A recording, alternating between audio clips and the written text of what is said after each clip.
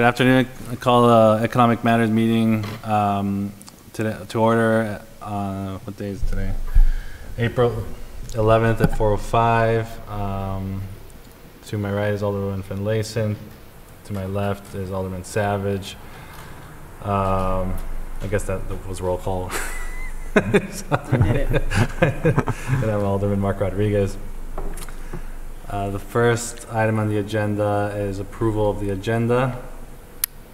Move to approve the agenda. Second. All in favor, please say aye. Aye. Thank you.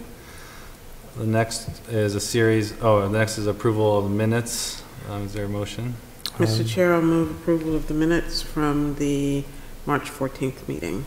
Thank you. A second. All in favor of approval of minutes of the March 14th meeting, please say aye. Aye. Thank you. And we're going to roll through the appointments. Reappointments, more likely. Let's see what's the best way to do this. Hi, Hillary. Do you just want to go through each one? Great, thanks. Hi, thank you. The Maritime Advisory Board has 5 people up for reappointment, and they are not able to be here today. The first one is Richard Franke. Mr. Franke's been on the board for 19 years. And this is a board, first let me read you the code for this board, I'm sorry. The Maritime Advisory Board is formed to provide input and assistance to appropriate city officials, boards, and commissions based on positions and viewpoints espoused by the maritime industry and trade. So these are supposed to be members of the maritime industry or volunteer organizations that are associated with the maritime industry.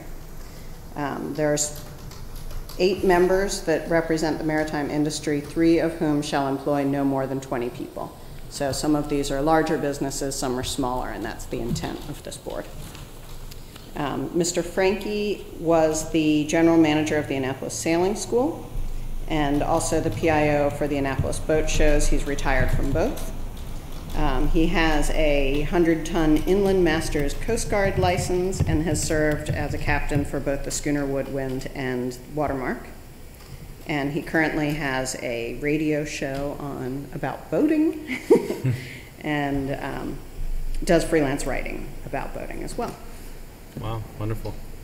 Are there any questions? Mr. Chair, do you want to take them all together or individually? I think all together. We can't do that? No. Because I can't do them all together. Okay, so, well, I'll move reappointment of Mr. Richard Franke to the Maritime Advisory Board. I'll second that. All in favor of recommending favorably the reappointment of Mr. Franke to the Maritime Advisory Board, please say aye. Aye. Thank you. The next member is Mr. Lomax. He is the chair of that committee and has been for at least 10 years, as long as I've been around here. He is a maritime lawyer, among other things. He's an attorney who practices maritime and maritime contract and finance. And among other things, he was admitted to the Supreme Court. Gives you an idea of his law background, and he was listed as in Washington's DC top lawyers. And in the military, he also served as an instructor in naval systems engineering. And he has served on this board for 20 years. Wow, impressive. Mr. Chair, I'll move recommendation of a reappointment of Mr. Terry Lomax to the Maritime Advisory Board. I'll second that motion. All in favor, please say aye. Aye. Thank you. The next is Scott Allen. Mr. Allen has been on the board the longest, for 25 years. And he was a lieutenant in at the U.S. Naval Academy and has a very long sailing resume, including being on an Olympic team as a sailor. And he since then has been in the sailmaking industry and both a maritime business owner and a maritime business property owner, and a board member to the National Sailing Hall of Fame. Mr. Chair, I'll move that we give a favorable recommendation to Mr. Scott Allen to the Maritime Advisory Board. I'll second that motion. Thank you. All in favor, please say aye. Aye. The next, I think, is probably known to all of you, is Debbie Goslin. Debbie is, of course, the president of Chesapeake Marine Tours, or Watermark Cruises, and also the general manager of the Annapolis Landings Marina. She has served on the Anne Arundel and Annapolis Conference and Visitors Bureau and one of the founding members of Eastport Business Association. And she was on the original, the last, not the most recent, City Dock Advisory Committee. Great. Mr. Chair, I'll move favorable recommendation for Ms. Debbie Goslin for the Maritime Advisory Board. Second. All in favor, please say aye. Aye. Thank you. And the last one is Mr. Woodward. Mr. Woodward is a dentist here in Annapolis. He's been on the board for 19 years. And the reason that he was originally involved in the Maritime Advisory Board is because of his association with the Seafarers Yacht Club, which is a small Eastport yacht club that, and he was also in the Coast Guard Auxiliary as well, or it still serves, I think, in Coast Guard Auxiliary. Well, All right, Mr. Chair, I recommend a favorable reappointment of Mr. William Woodward. I want to say Brian so badly, to the Maritime Advisory Board. Second. all in favor, please say aye. Aye. Thank you very much. Is there one more on the agenda of Mr. Wayne Spate to the Heritage Commission? Is that? Sorry, That's right.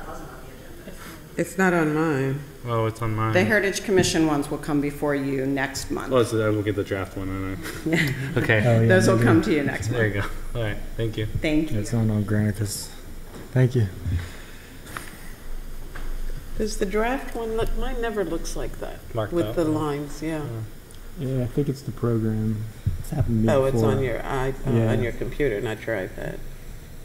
Yeah. Because Because mine never looks like that. Oh, it does say draft, yeah. Okay. Well, next we have, thank you as always, Ms. Stewart and Mr. Evans, if you want to come forward and just give us an update, and always looking forward to this chat. Go for it. You were on it first. Good afternoon. Just wanted to give you guys a little update on Maryland Day. I talked about a little bit at City Council. It was a very successful weekend that we had. And I just want to mention a little bit, because I know fees are always an issue for City Council, is the payback to you guys for this event. Of the 6,800 people that visited and went onto the Pride ship, and I'm sure there's more who didn't make it on the boat, who came to see the boat, if we take that number and cut it in half and assume that they stayed for 2 hours only, and most of them stayed most of the day, and a city garage or parking meter that's $5 a person, it comes out to a $17,000 return on your guys' $2,500 investment, waiving fees to the city and revenue that directly impacts you guys. That doesn't talk about the extra staff that got brought on who's making wages that will come back to you guys as well, but I just want to kind of throw that number out for you guys. Thank you. Historic Annapolis had a record-breaking weekend in attendance, and so did many of the other sites as well that weekend. So when we talk about our cultural heritage, maritime heritage, and wanting to promote that educational activity, since these events were all free to the public or only $1, there's a great impact as far as educating our population about their heritage and their community and bringing people together. So I just want you guys to become aware of that. It's been a great month with having, the St. Patrick's Day Parade this month and other activities. There's the film festival was a sellout success. So we're kind of really looking forward to seeing what spring and summer brings. Hopefully we can just have some weekends without rain. We got the Martin Luther King Parade this weekend. We got a 50% chance of rain, so do your rain dance, cross your fingers, say your prayers, whatever's necessary, so we can have another great weekend in All of the Annapolis. above. Thank you. And then you've got the spring event. Yeah, coming up, we are doing a Spring Fest at the Market House, between Market House and Federal House. It'll be a redo from our Mardi Gras event that didn't happen. It is the same day as the Spring Boat Show weekend, It's also the same day as the Maryland Avenue Earth Day Festival. To show cooperation, if you go to our Facebook page, you'll notice we're advertising as a double feature that you can go to a Spring Earth Day Festival on Maryland Avenue as well as Market Space, working with the Maryland Avenue Association just to try to improve cooperation between the different organizations trying to promote a better downtown. Do you have a date on that? That is the Sunday, the 20, is that like the 23rd? Whatever the last, 20. Of May or April? It's April.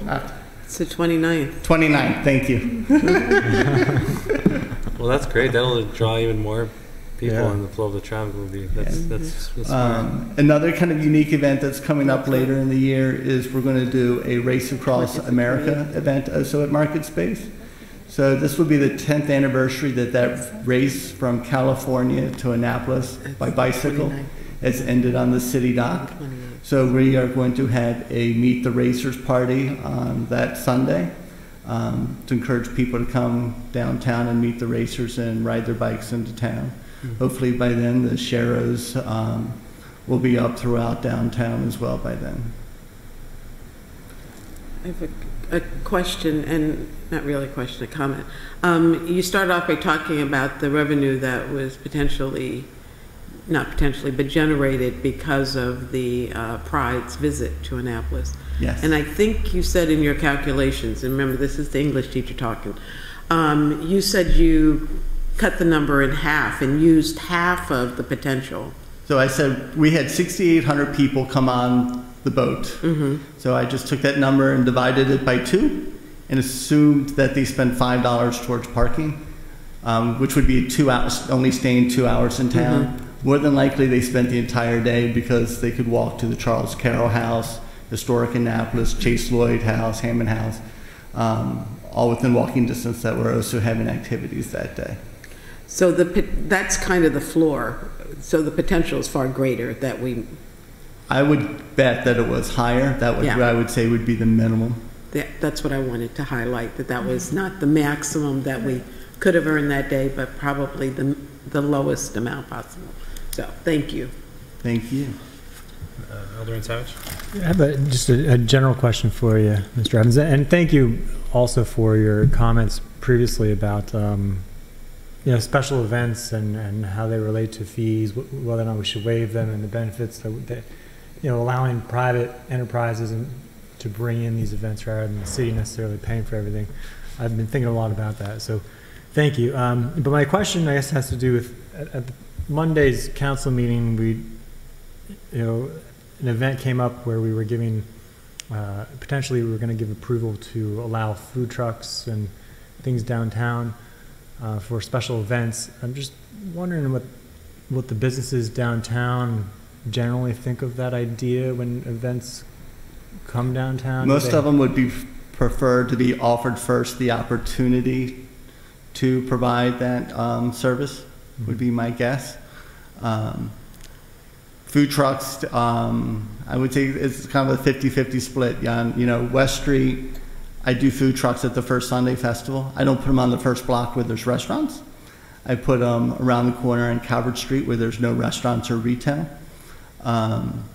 Also on West Street, we don't have what I'm going to call convenience food, where downtown you have the Market House and you got Pip's Hot Dogs and places where you can go in and just grab and go. And that's kind of where the food truck makes up the difference. You typically aren't deciding when you're out with your family, am I going to go to a restaurant? Oh, never mind, let's just go to the food truck and stand on the street. You either just want to grab on the go or you want to have a sit down.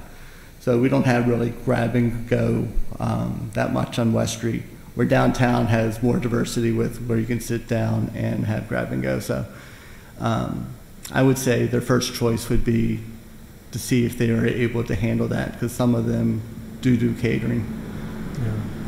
Yeah, that's one thing I was a little uncomfortable with in terms of that legislation. Is it came before us pretty quickly without much notice, and I was suspecting the downtown businesses might not be too excited about the idea. But thank you. On that, something just came to mind, and usually I try to not pose a question when it just pops in my head. But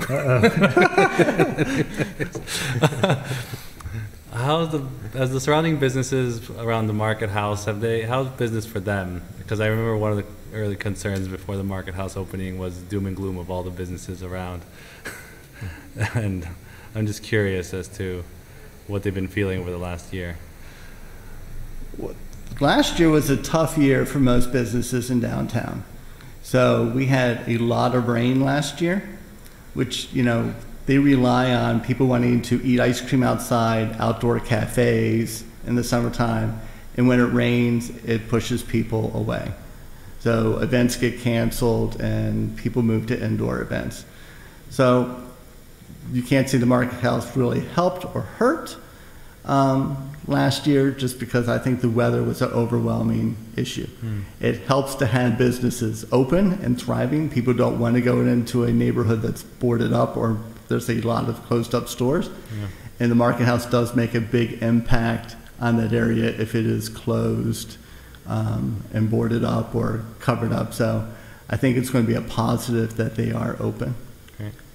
And Iron Rooster will always have an hour plus wait. So that's a guarantee. Yeah. All right. Thank you. Any other questions? No, but that was an excellent question to get on the record, because we heard, of course you guys did too, all the horror stories about what would happen if the market house competed with the other brick and mortar restaurants. And I'm not sure we're seeing that at all. So, thank you. Thank you. Okay, so I wanted to give an update on downtown. We've got a few store openings in time for summer, which is great. The historic Annapolis store has relocated to 77 Main Street. Lilac Bijou has relocated to its new location. 20th Century Designs in the PNC Bank, right? The old PNC Bank, it's SunTrust, yeah. Okay. It has its use permit and it's ready to open. Christmas Tree Member has opened, and if you all saw the announcement yesterday, there's a new coffee shop coming to Dock Street, Biddy and Bose. We're all very excited about that. It's a brand that started in Wilmington, North Carolina. It's a social enterprise, and we can't wait to welcome them here. Oh, great. Yeah. Cool. What was the name of that shop again? Biddy and Bose. Where are they going to be located? Where the Starbucks was on Dock Street. Oh, okay. Yeah. Next to Moe's. Would you mind giving us a list of those new restaurants or new businesses so that we can share it with the full council and definitely and the public so that they can support them? Yeah, and just be aware that good things are happening on Main Street now. It sounds like a diverse type of businesses, so that's good. Not all t-shirt shops. Right, yeah. May I ask, the restaurant going at the top of Main Street, is that what's going in the bank at the top of Main Street on the right side? Yes. And where are they in their process? I'm not sure. Not sure what the current status is of that. I know it's supposed to be an upscale Italian restaurant, but they're still working through the permitting process. Okay, all right, thank you. Any other questions? Great. Well, thank you very much for your time. Thank you. Well, I'm sorry, I do have another question for both of you. And this is my Finance Committee hat. The budget was presented to us, the mayor's budget, so now it's in our hands. Is there any are there any words of advice about economic development as far as budgetary concerns are? Let us keep our budget. Can you just keep your budget? Well, you are in... There's a lot more outreach that we're trying to do. I don't know what the plan is once it moves to the mayor's office, but I know in the next few months we're trying to use it to go to more external events and trade shows. For instance, I just signed up for Select USA. It's for attracting international companies to come to Annapolis. So in any way we can be more proactive with our outreach, but that costs money. So let us keep our budget. And if I recall, Ms. Stewart, you have extensive experience in international business development, right? And we do. We have international businesses here, a lot in the maritime industry. So if we can keep our economy diversified, that's in our best interest. Okay. Alderman Zhang? Mr. Evans? Oh, sorry. Economic development gives the city a direct payback, and that should be foremost in your minds as you're thinking about things like that. You know, when you waive a fee, you turn around $2,500 turned into $17,000 with no real loss to the city. When we can go out to trade shows, when we can do marketing, you know, between the Downtown Partnership and the Arts District, it was about 3 million views on social media for Annapolis, and that really puts us in a strong light for attracting business and visitors. So there's direct payback to supporting, you know, the Economic Development Office, the Downtown Partnership, and the Arts District. As you know, you guys got grants to put in your bike lanes. We just placed an order to put in artistic bike racks that we had been fundraising for the past year. The end of the month, you'll find us in West Washington Street and Clay Street doing a $10,000 landscaping project.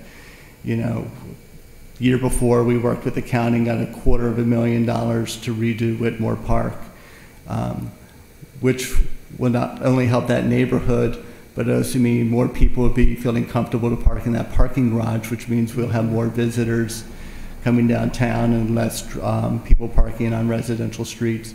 So there's some huge payoffs that can happen when you guys invest in economic development in the business community. Is there a plan as far as the Clay Street, West Washington Street? At one time, there was discussion about making it a like an archway into the community that was, because you are probably aware that used to be the hub of the black business community before the garage came. Right. And so as part of your plan, is there any effort to kind of highlight that history and make it a gateway, like, you know, on Rao or on Forest Drive? I don't know as far as like a gateway, but we want to honor that heritage. So one of the things that we used to fund as a business association was the concerts in the park that were highly successful. Insurance costs have tripled for us, which had meant that we ended up having to cut those concerts because we didn't have funding for them. If we could find a way to have funding so that we could have community concerts in Annapolis that are not just on City Dock, we would bring those concerts back because they highlight the music history that we had there. Part of, you know, redoing the landscaping there helps give us an entryway to Stanton Center. I have received another grant for wayfinding, so we'll be able to put wayfinding signage on West Street that directs people to the park, to the Foot Soldiers Memorial, and to Stanton Center, and to the Whitmore Garage to help with that community. I have a grant that I'll be doing this summer, art projects, art classes for kids at no charge at the Stanton Community Center. And that also includes a field trip to anyone who completes the art classes. So there's a little incentive there for the kids at Stanton Center. So we're looking for ways where we can do more in that community. The Arts District has a desire to expand its boundaries, and in that community, Whitmore Garage and Whitmore Park was actually left outside of the Arts District, and that is one of the parcels we're trying to put into it. It will help me to fundraise to do more in that community if we can get approval from the city and the county and the state to do that. But that seems to be a slow and long process. It feels like it. Why is insurance less on City Dock than on Whitmore Park? It's not. The city funds concerts, so the concerts are all covered by city insurance. If I put a concert on at the park, I have to purchase insurance to cover it. So I have to not only insure my organization, I'm required to insure the city, and get the permits and everything else. But event insurance for my organization has tripled, and it all started back when there was a car that drove into a holiday market in Germany several years ago, if you remember that incident. And what happened was, after that time, a lot of people stopped insuring events. Matter of fact, for the first Sunday Arts Festival, there's only 5 insurance companies in the world that I can call to insure due to the size of that event. And that's really what caused my insurance rates to skyrocket, because there's no competition. And because of that increase, we had to make a cut somewhere, and unfortunately, that became what was cut. We've gone to the city. The city has a very limited budget that it provides for the arts. We've gone to the county. The county really isn't providing any funding for the arts other than through the Arts Council. And there's not enough funding through the Arts Council to pay for those concerts. Arts in Public Places does the concerts on City Dock, correct? Yes. And they're part of the city. They're not their own nonprofit. So they are a city commission. They're a city commission. Mm-hmm. And you are an independent 501c3. I'm an independent 501c3. Mm-hmm. So to kind of give you the difference, if they want to put a concert on City Dock, they just pay for the cost of the musicians and sound. Mm-hmm. When I put on a free concert for the public at Market Space, I not only have to pay that, I have to buy my own insurance, I have to pay for the parking spaces, I have to pay for a stage permit, electrical permit, a special event permit. So my costs are a lot higher because there's a reluctance to waive fees.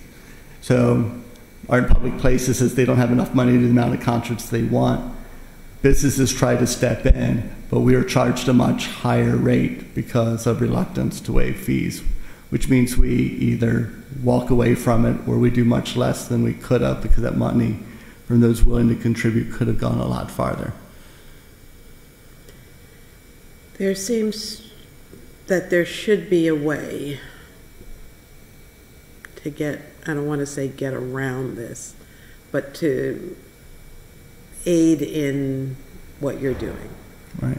You know, these things are kind of different than, we'll say, a multi-million-dollar football game that's coming into the stadium, mm-hmm. you know, who's looking for a fee waiver, and not to discredit them at all, than someone who's just giving directly back to the community, not trying to make $1 million off of something, but, you know, trying to have enough money just to become sustainable, mm-hmm. to keep giving back to their community.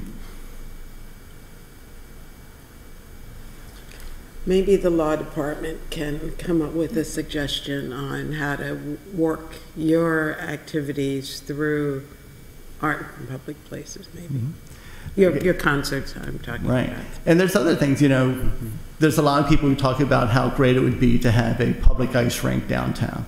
A public what? Ice skating rink. Oh, yeah. And no, it's bocce ball, I'm sorry. And that's incredibly expensive. And if you ask Parks and Recs, they're going to tell you they can't afford it.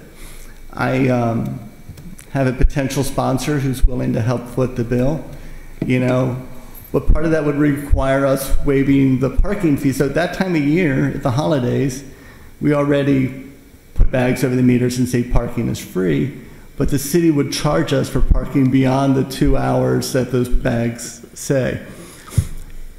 So I would have to come before you guys and ask you guys, if my sponsor comes through, would you guys waive fees to be a partner in it so we can make it affordable? Because it's an extremely expensive endeavor, you know. And you guys know how the council would probably vote on that today. You know, depending on how the wind blows, I'm not sure how the vote would go. That's a lot of fun, Eric. Come on. I know. Being on your side isn't fun, and I know you guys got a lot of hard work trying to balance that budget.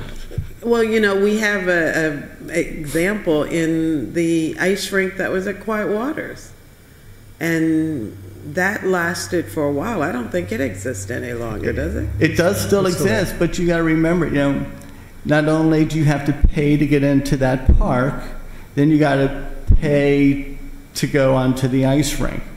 So it becomes less affordable to the general public when you do that. When you put it in a public space and you have partners, whether it's a sponsor or which can also include the city waiving fees, it lowers the cost.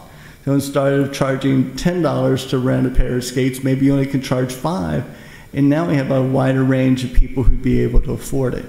Or maybe the city requires that there's a certain number of passes given away free to kids through Parks and Recs who may not be able to afford to go at all. So there's ways, I think we can be better community partners when events like this, opportunities arise. Thank you. Yeah, no, great points, Alderwoman Finlayson, and just to echo that, I think exploring that partnership with Arts and Public Places to see how it can be a way to cover those insurance rates, and also in terms of the ice rink, I think we're definitely open and welcoming to that, and I think it's just a matter of timing and the process, and so the sooner we start talking about something like that in a formal way, the better and more likely it is that it would get the support required by the City Council. Alderman Savage. Thank you, Mr. Chair. Yeah, do you want to add to our next agenda? Maybe we could invite the law office and somebody from the Arts and Public Places Commission to continue that conversation. Yeah, I would love that. Would you be open to that? I would love it. Thank you. All right. Let's make that, Takia, can we make a note of that? Thanks. And I did have one question since my colleague mentioned the budget.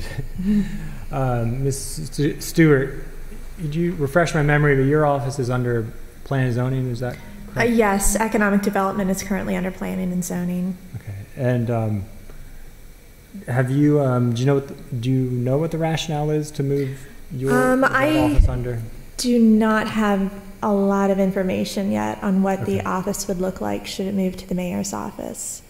What I know is the office has moved around a lot in the past. It was in the mayor's office. It was in Planning and Zoning, the mayor's office. Then they privatized it to be the Annapolis Economic Development Corporation. Then they disbanded that, and then they moved it back into Planning and Zoning, and now it looks like it's moving back into the mayor's office. So, yeah, don't know yet what the plan is for it to be under the mayor's office or what the office will look like. I think they'll decide that later on once they've gotten through the budget cycle. So you don't know what the motivation is or desire? I think the understanding was that they would like to have maybe some more influence over economic development or make sure that it's aligning with the mayor's priorities. Do you happen to know what's done in other jurisdictions? It really depends. For instance, in Anne Arundel County, it's a nonprofit. The only political position there is the CEO of Anne Arundel Economic Development Corporation.